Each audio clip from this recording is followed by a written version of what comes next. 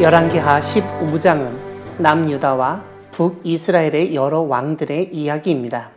오늘 본문은 남유다의 왕 아사랴와 요담의 이야기가 처음과 마지막에 나오고 그 중간에 북이스라엘의 왕 스가랴와 살룸, 므나임과 부가히야 그리고 베가 이야기를 넣었습니다. 아사랴는 유다 왕 아마샤의 아들이었고 왕이 될 때 나이는 16세였습니다. 그는 52년 동안 통치했으며 어머니의 이름은 여골리아이며 예루살렘 사람이었다고 설명합니다. 아사랴 역시 아버지 아마샤의 모든 행동대로 여호와 보시기에 정직히 행하였다는 평가를 받습니다. 다만 무슨 일 때문인지는 모르지만 여호와께서 왕을 치셨으므로 그가 나병 환자가 되어 별궁에 거하였다고 합니다. 이후로 이스라엘 왕들이 언급되는데 이들은 아사랴의 통치 시대에 북이스라엘을 다스린 사람들입니다.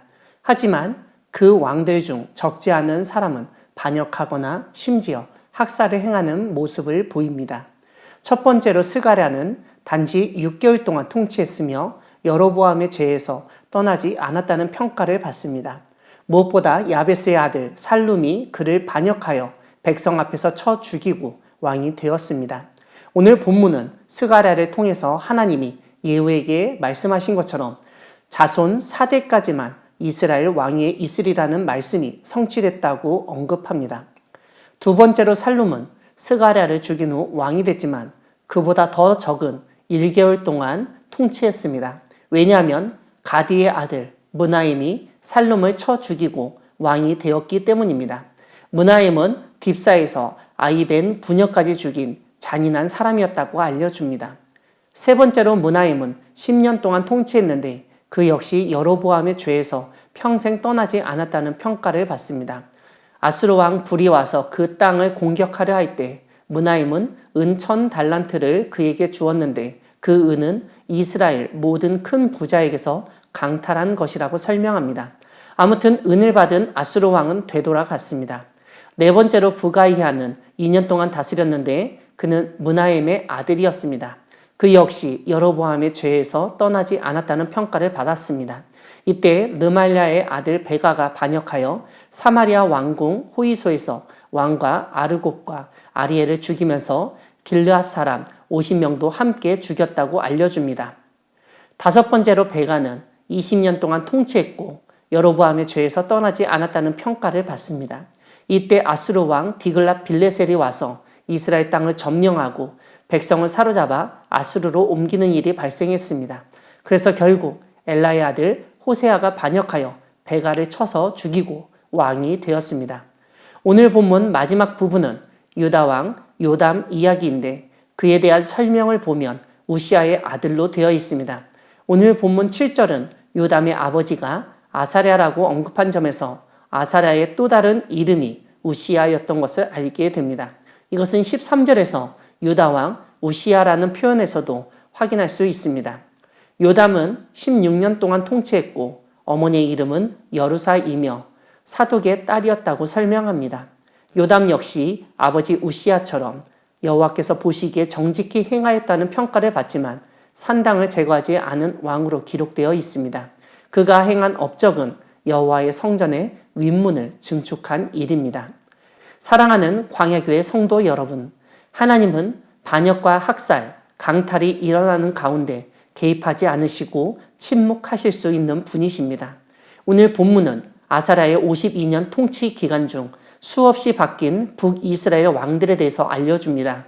아사랴가 왕이 된 지 38년째 스가랴가 왕이 되었지만 그는 6개월만 통치했습니다.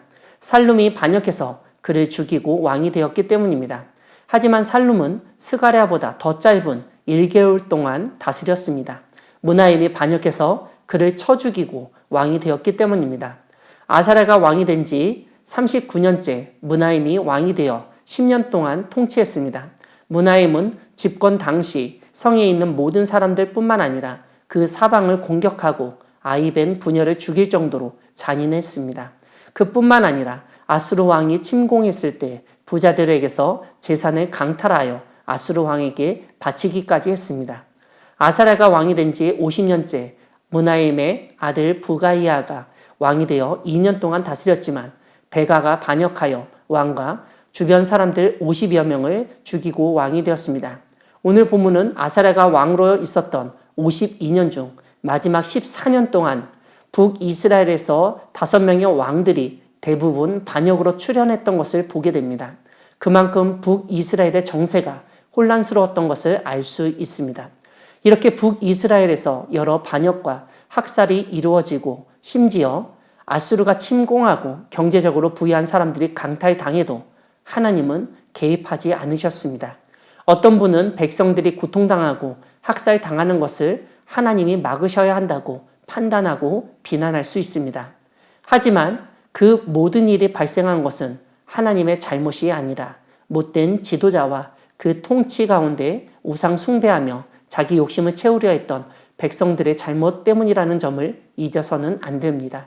그러므로 이 모든 일은 북이스라엘의 죄악을 깨닫게 하기 위한 하나님의 침묵이라고 볼 수 있습니다. 오늘 우리가 살고 있는 한국의 상황도 그리 다르지 않을 수 있습니다. 정치는 혼란스럽고 경제적으로 힘든 상황에서 권력을 차지하기 위해서 배반도 서슴지 않는 사람들이 나타나고 있습니다.